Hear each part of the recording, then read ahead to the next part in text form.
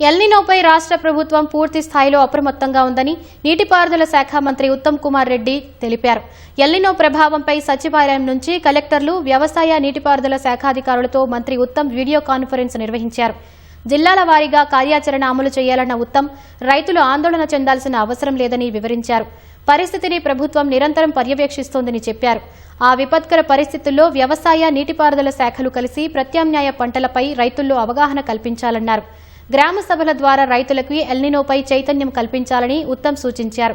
Professor Jayashankar వ్యవసాయ విశ్వవిద్యాలయం శాస్త్రవేత్తల సూచనల మేరకు ప్రతి రైతుకు వ్యవసాయ శాఖ ద్వారా సాంకేతిక సలహాలు అందుబాటులోకి తేవడం సహా రిజర్వాయర్లలో నీటి లభ్యతపై ప్రత్యేకంగా దృష్టి సారించాలని స్పష్టం చేశారు.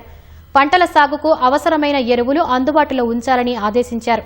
రైతులకి ఎక్కడా ఇబ్బంది లేకుండా పటిష్ట ఏర్పాట్లు చేయాలని దిశానిర్దేశం చేశారు. రైతు సంక్షేమమే ప్రభుత్వానికి అత్యున్నత ప్రాధాన్యమన్న ఉత్తమ్ కుమార్ రెడ్డి వదంతులు నమ్మవద్దు, అధికారుల సూచనలే పాటించాలని సూచించారు.